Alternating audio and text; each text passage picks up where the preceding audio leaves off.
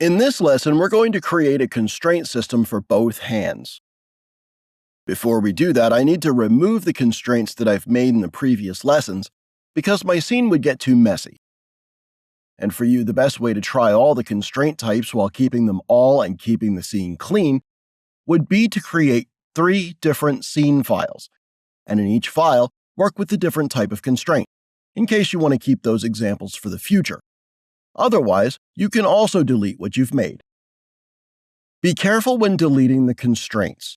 If I select the control, which still has constraints left, I can delete the mesh itself with the control by mistake, because it's still attached to it. If you don't want to lose the object, select the control and the mesh and remove the target. Now our cane is no longer constrained to the circle, so we can delete it.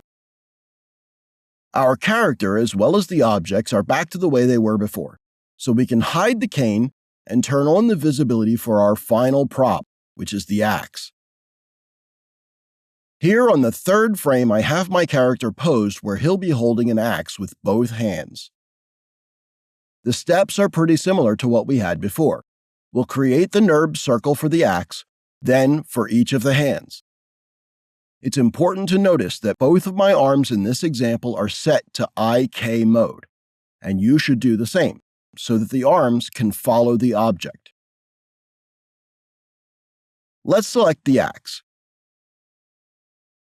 Here we see that my object's pivot point is right around where I need it to be, in the middle of this handle part where the hands will be placed, so I won't need to do any changes to the pivot point this time. All I need to do is create a control for my axe.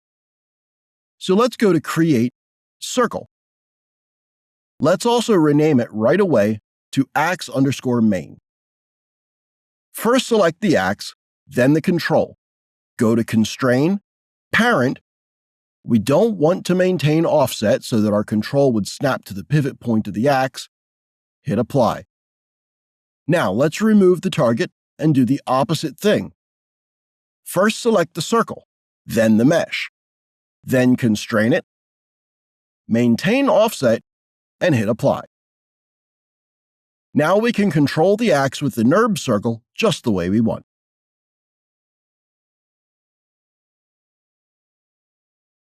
Next, let's snap the axe to one of the hands. So select the hand control, then the axe control, constrain, parent, tick off the Maintain Offset box, hit Apply. Our axe has snapped to the center of one of the hands. Remove the target. Now let's position the axe between the hands. Select the control and rotate the object.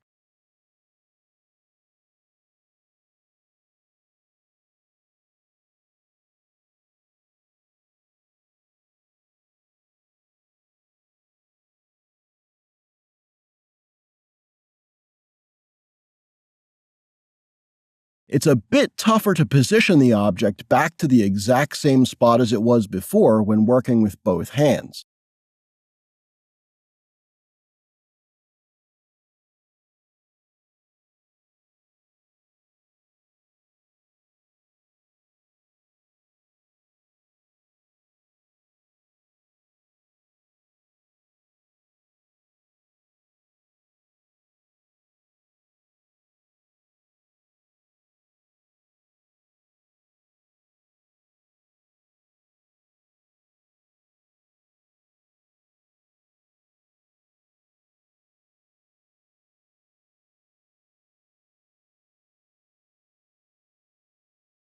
But let's not spend too much time on this.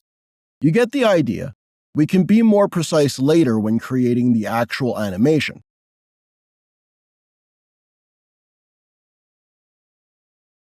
For now, this will work fine. After positioning the axe, let's create 2 NURB circles so that each of the hands will have one. Let's rename them R_hand_offset.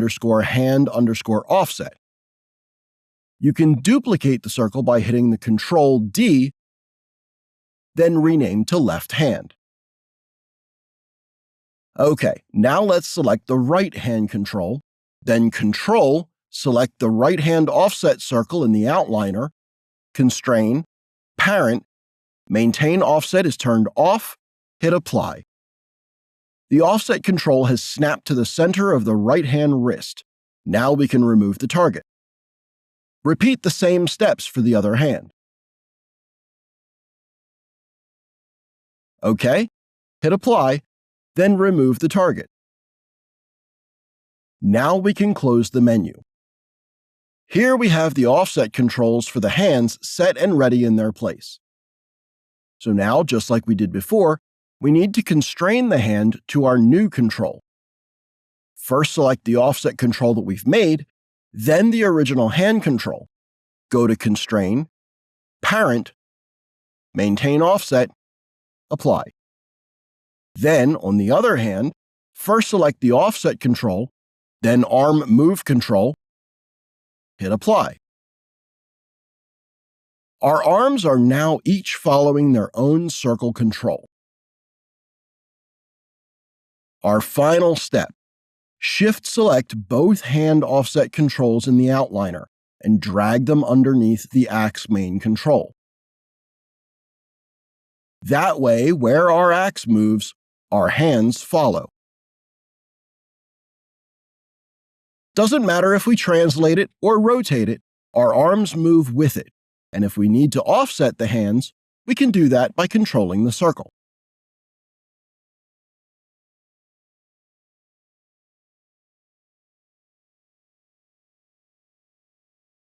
One last thing before we finish this lesson. If at some point you want to drop the weapon and no longer be attached to it, you can select the original hand control, and here you can see that when we've made the constraints, our hand already had some keys on it. So the new channel was created called Blend Parent 1, and if we set it to 0, our hand becomes no longer constrained to the object. And if we want to pick it up again, and be constrained to the axe again, all we need to do is just to animate this channel and set it to 1. These were the 3 different ways of setting up the constraint system. I hope you've managed to follow along and make these systems work. In the next lesson, we'll choose one of the props and animate the walk cycle with it.